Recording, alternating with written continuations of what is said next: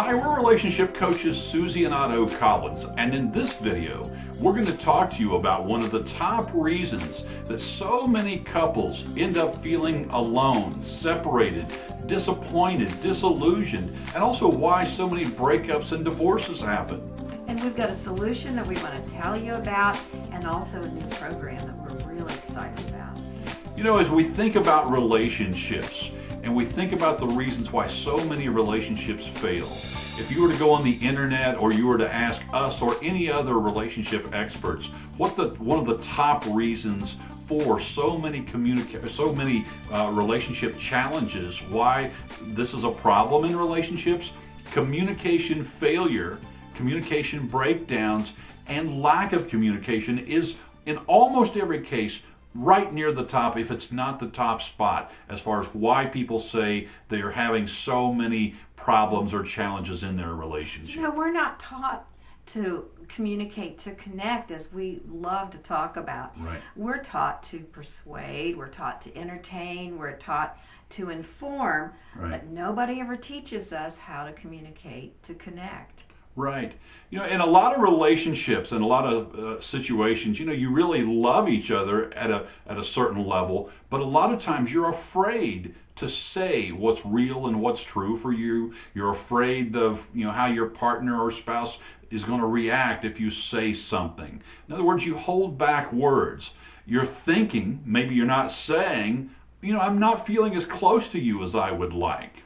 And you're pushing each other's buttons, and really know how to get in there and gouge and be sarcastic and you know, there's a lot of hurt that comes from that. People actually think that being sarcastic is actually helpful when it's not. And so one of the things that you need to know in relationship is how to listen without fixing, without defending, without being angry, and also without shutting down all the time. You know, in a lot of relationships, in fact, almost all will say, in the beginning of the relationship, communication's pretty easy. And then what happens is, over time, then the communication starts to unravel. You know, you aren't kind to one another. You actually start treating strangers better than you do your beloved. You know, it's funny how that works, but over time... It's not funny. Yeah, it's not funny. Yeah, the love chemicals just wear off, as we like to say. And you're looking at this person like, who is this? Yeah, who's this person I fell in love with? What happened to them? Where are they? Right. So, you know, in our previous marriages, we had that same kind of thing happen. And communication played a big part in the ending of both of them. Absolutely. And so when we got together in our relationship, which is now, as of the time we're making this video, is about 16 years ago, we had that soulmate experience. Maybe you've heard about it, but we really did have that. It was like a veil that lifted, and we felt like we were truly home with one another. But you know what? Even though we had that proverbial soulmate experience where we just felt so... Wasn't enough. It wasn't enough. We figured out very quickly that even though we felt like we were soulmates, we had to learn how to communicate differently and how to be differently if we were going to keep our love alive. We had to learn how to change our communication blueprint, which is what we're really excited to share with you. Ways that you can do that, and your communication blueprint is a way that, several ways that you adopt to get your needs met. And there's strategies that you think are working, but they aren't. Yeah, we all have a communication blueprint. And one of the things that we always tell people is that you want to create a new blueprint, one that actually creates for you what it is that you actually want in your relationship instead of what it is that you don't want. And we want to give you an example maybe of something from our own life of how we've done this. It's not a pretty example, but we're going to give it to you anyway.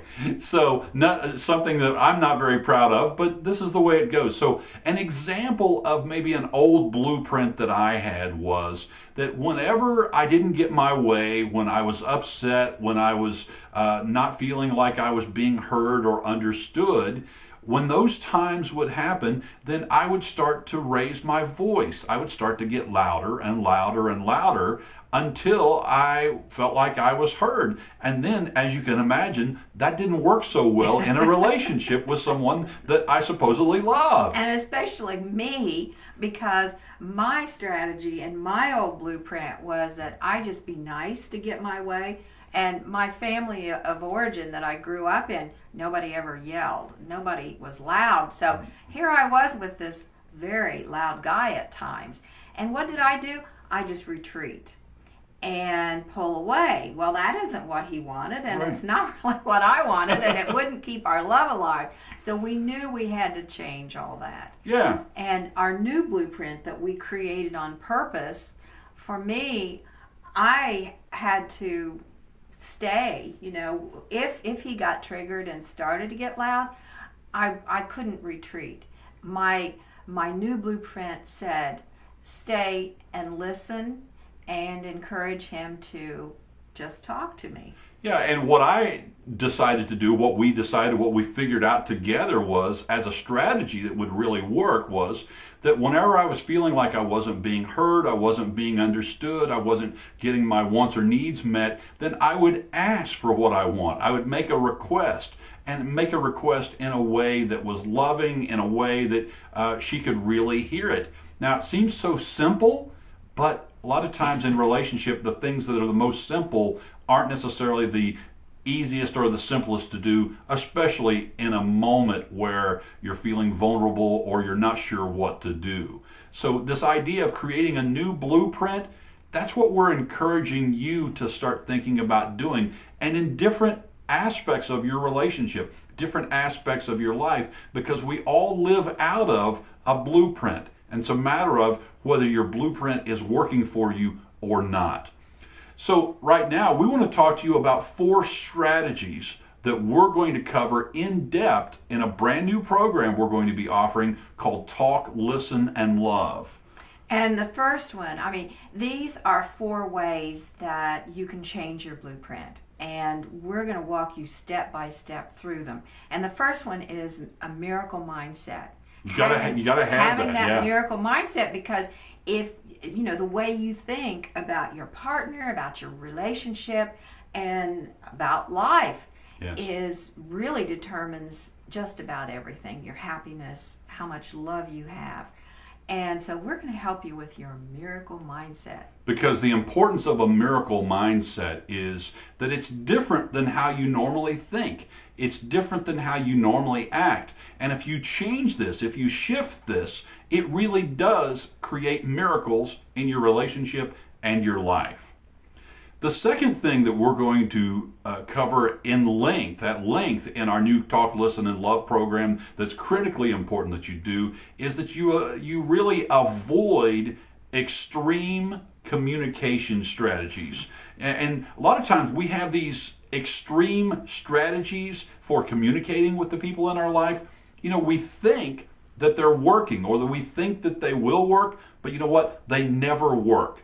An example of these, Susie, is one of them is that you talk on eggshells, meaning you hold back. We mentioned that a moment ago, but when you hold back, that never works. But there's a right way and a wrong way to start speaking your truth, saying what it is that you want with a spouse or a partner. One way will make the two of you feel closer and more connected. The other way will drive the two of you apart. And so that's what we're going to cover in length. And the third one is that you use words that open rather than create distance. Yes. And I think that is really crucial, is that you learn ways that you can open your partner rather than push him or her away. And then the fourth thing that's really important that you learn how to do in relationship and with your communication is you have to learn how to get your partner to open up and to listen. And there's one specific thing that we always suggest that you do, and if you do this, then it almost automatically makes them open up and really open to you in a way. And we know that that's one of the things that you really want. So we hope this has been important to you. We hope this has been valuable to you, what we've shared in this video. And if you want to go deeper with how to communicate and connect and how to create a new communication blueprint, this is what we're going to cover starting June the 6th in our brand new program called Talk, Listen, and Love. We hope you'll choose to join us because this is going to be an incredible program. We're going to share just so many incredible insights about how to communicate and connect. So again, we're relationship coaches Susie and Otto Collins from relationshipgold.com, and thank you very much for watching this video.